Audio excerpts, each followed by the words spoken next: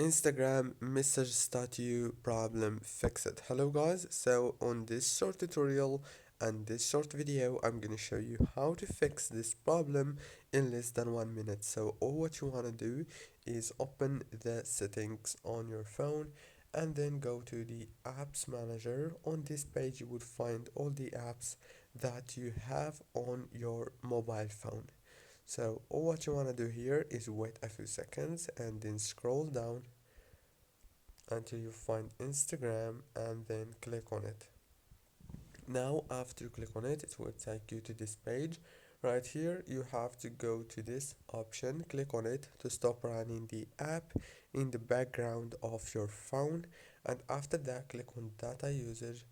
Make sure that the mobile data and the Wi-Fi are enabled, and disable the background data and go back.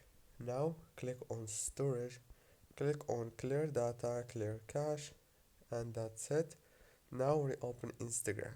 Don't forget to like, subscribe.